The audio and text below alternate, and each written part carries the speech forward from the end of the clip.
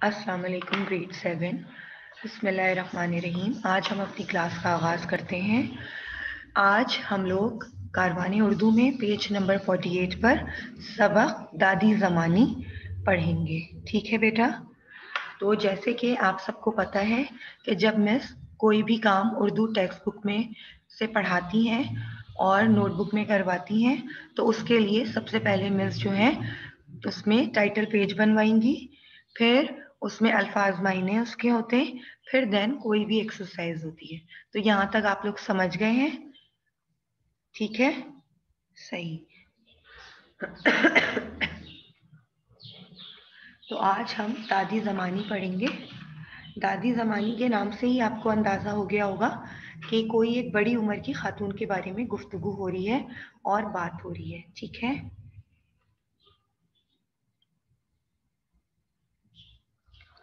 इसका मैं class work भी अभी क्लास स्टार्ट होने से पहले बता दूं कि इसके जो सवाल जवाब हैं, टाइटल पेज है, अल्फाज मायने हैं, और पेज नंबर 53 में बेटा देखें।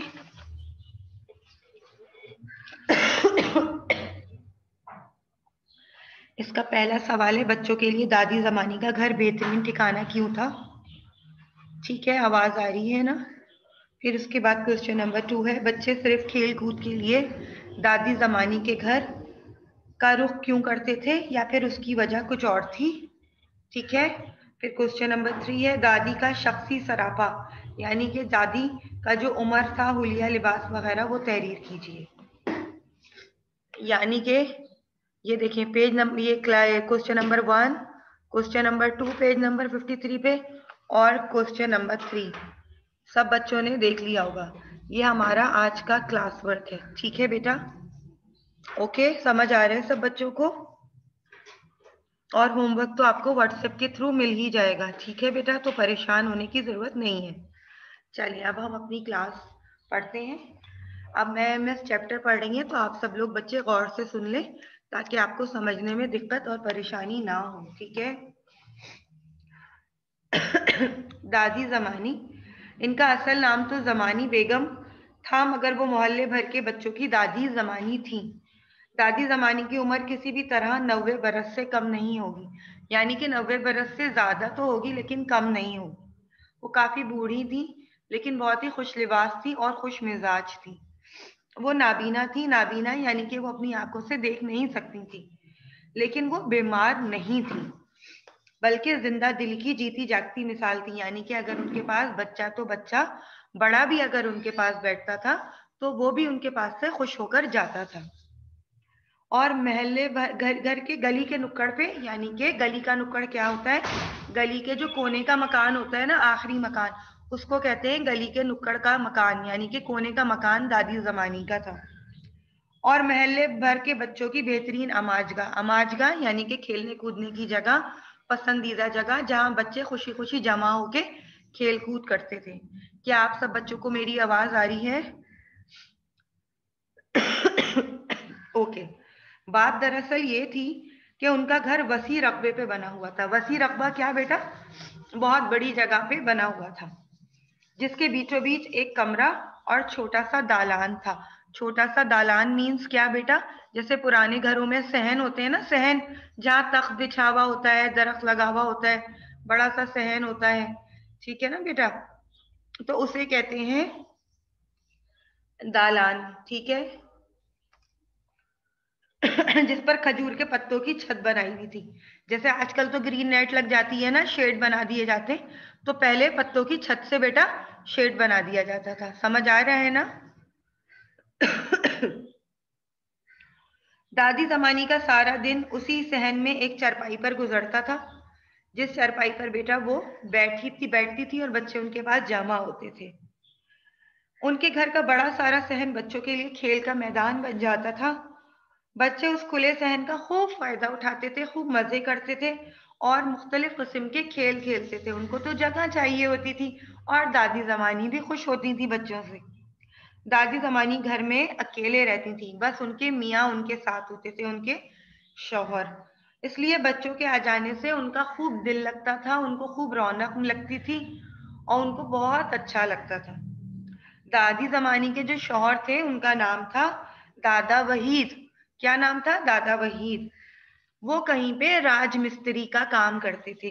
राजमिस्त्री बेटा क्या होता है? राजमिस्त्री होता है कारपेंटर, जो नहीं, वो जो मिस्त्री, बल्कि वो जो घर में वो नहीं सीमेंट वगैरह का जो काम करते हैं, घर बनाते हैं ना, ईंटें पत्थर वगैरह जो उठाते हैं, जो घर, वो निहायत ही चाको चौबंद थे। चाको चौबंद में फुर्तीले, एक्टिव, खूब अच्छे से वो जल्दी जल्दी काम कर लेते, कहीं से नहीं लगता था कि वो बूढ़े हैं। ठीक है बेटा, पेज नंबर 48। वो अपनी नाबीना बीवी का बेहद ख्याल रखते थे और वो दादी जमानी से 10 साल उम्र में छोटे थे। वो सुबह सुबह उन्हें नाश्ता कराते, फिर खाने की तैयारी में उनकी मदद करते, उसके बाद वो अपने काम पे चले जाते। उनकी गैर मौजूदगी में मोहल्ले के जो सारे बच्चे थे वो जो है दादी जमानी का ख्याल रखते, और उनके जो भी छोटे छोटे छोटे छोटे छोटे छोटे काम होते थे ना, वो सारे बच्चे दादी जमानी का खुशी खुशी कर देते थे। क्या आप सब बच्चों को समझ आ रहा है? नेक्स्ट पेज पे आ जाइए बेटा। शाम और रात के वक्त दादी सारे बच्चों को मजे मजे की कहानियां सुनाती थी, अपने इर्द गिर्द बिठा के रखती थी। ठीक है ना? और भाई उनको एक चीज ये अच्छी लगती थी कि जब वो बोले या कहानी सुनाए तो सब बच्चे गौर से उनकी बात सुने, उनको तंग ना करें।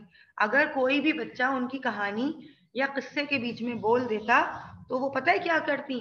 वो सजा के तौर पे उनके पास हाथ से झलने वाला पंखा रखा होता है ना, आपने देखा होगा, मंडे मार्केट और वेडनेसडे मार्केट को मिलता है वो, उसका बना हुआ होता है सरकंडियों का ना, हाथ का पंखा चलने वाला, तो वो खींच के मारती थी। तो वो उनका निशाना कभी छूटता भी नहीं था, और वो गुस्से से वही पंखा मार दिया करती थी। ठीक है ना? तो भाई उनको बिल्कुल अच्छा नहीं लगता था कि कोई उनकी कहानी में उनको इंटरप्ट करे। जो भी कहानी के बीच में बोला उसको टपाक देने से पंखा पड़ जाता था। दादी की बच्चों से ये भी फरमाइश होती, दादी भी अपने बच्चों से फरमाइश करती थी। वो क्या करती थी? वो ये करती थी कि भाई तुम लोग भी रिसाले और किताबों में से हमें कहानियां पढ़ के सुनाओ, और जो बच्चे की कहानी उन्हें बार बार मतलब अच्छी लग जाती, वो उससे पीछे पड़ ही जाती, बार बार सुनने की फरमाइश करती रहती कि अब सुनाओ ना, सुनाओ ना, सुनाओ ना। बच्चे भी तंग आ जाते। तो दादी जो है बिल्कुल कभी कभार बच्चों वाली हरकत भी करती थी। ठीक है? और यहाँ तक के बच्चे चिढ़ जाते, फिर वो कभी किसी बच्चे से कहती कि बेटे हमें जो है तुम नात पढ़ के सुनाओ। ठीक है? तो बच्चे उन्हें नात सुनाते। कभी मिली नगमा, बेटा पेज टर्न ओवर कर लीजिए।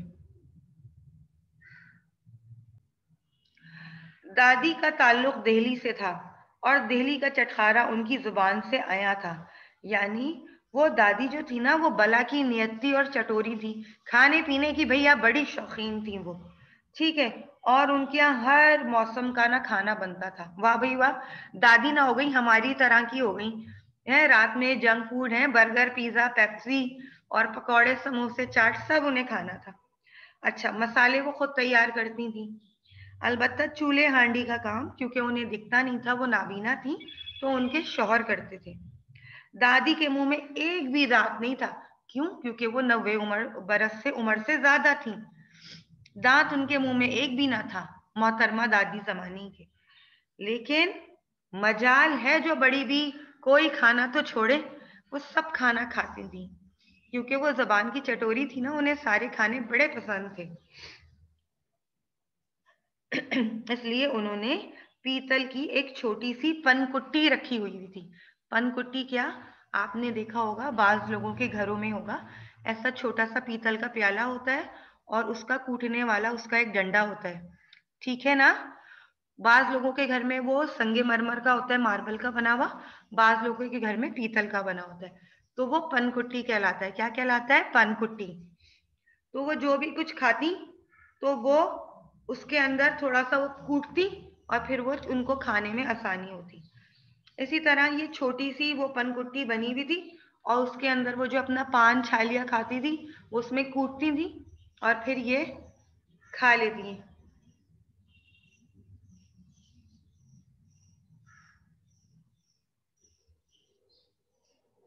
हाँ, उज़ैफा भी चटोरा है और शायान फरहान भी चटोरे हैं और मम्मा भी चटोरी है शायान फरहान की।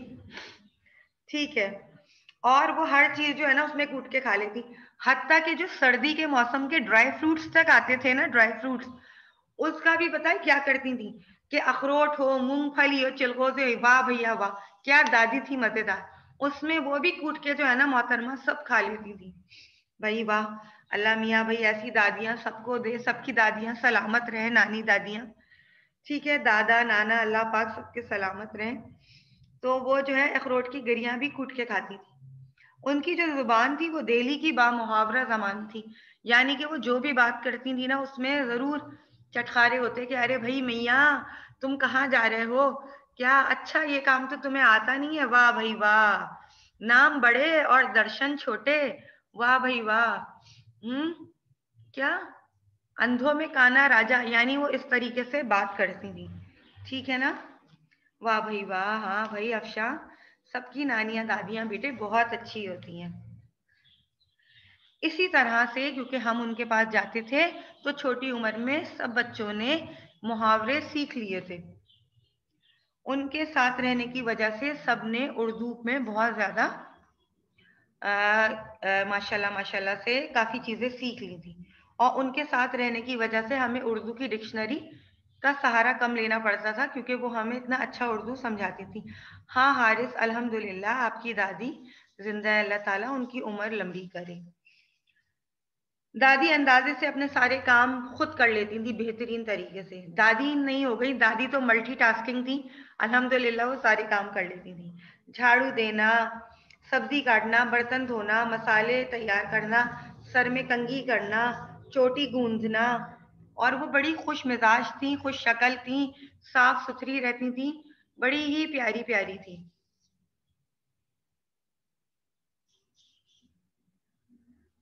ठीक है।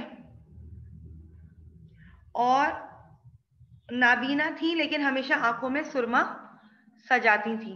वक्त समझ आया होगा और कोशिश करेंगे कि हम इससे कोई भी चीज अच्छी सीखें और ये एक सबक की तरह ले। और अगर हमें इससे कुछ भी, मिस की बात से या मिस के सबक पढ़ाने के अंदाज से आपको कुछ भी अच्छा लगता है, कुछ चीज सीखने का मौका मिलता है, तो रिक्वेस्ट है कि आप लोग वो चीज जरूर सीखें बेटा। ठीक है। तो ये हमारा आज का सबक था। अब काइंडली अगर हाँ उजैफा, मुझे पता है कि तुमने क्या बोला है, तो आपको उम्मीद है मेरे बच्चों कि आप लोगों को आज का ये टॉपिक समझ आ गया होगा। तो आज का जो है, बस मेरे बच्चों मुझे कहना ये है कि आपके घर में अगर बड़े मौजूद हैं तो उनको टाइम दें, उनको अच्छे से बात करें, अच्छे से ट्रीट करें, कोशिश करें उनके पास बैठ के खाना खा लें। उनसे अपने घर की रूटीन ही आप शेयर करेंगे, अपना रूटीन, आपका जो भी स्केड्यूल है, तो वो बड़ा खुश होंगे। उनको अपनी अहमियत का अंदाजा होगा बच्चे। और कुछ भी आप पूछ सकती हैं नानी नाना दादा दादी जो भी हैं कि दादा मैं कैसी लग रही हूँ यार, मुझे ये पढ़ाई में समझ नहीं आ रहा, क्या आप मुझे बता देंगे। वो बहुत खुश होंगे, आप देखिएगा। सुबह आप उठें, ठीक है, उनको जाएं सलाम करें, कलमा पढ़ के सुनाएं कैसे हैं, तबीयत कैसी है आपकी, रात आप अच्छे से सोए। छोटी छोटी बातें, छोटे छोटे सवालों जवाब हैं जो आप उनके साथ करेंगे तो उनका भी दिल बड़ा होगा और आपके दिल में भी नरमी आएगी सख्ती की जगह, और आपको भी बहुत अच्छा लगेगा। ठीक है। तो जो हमारा आज का बेटे क्लास वर्क है वो हमारा टाइटल पेज बनेगा, इसके अल्फाज मायने होंगे और इसके जो क्वेश्चन नंबर 1, 2 एंड 3 हैं मैं बता देती हूँ पढ़ के।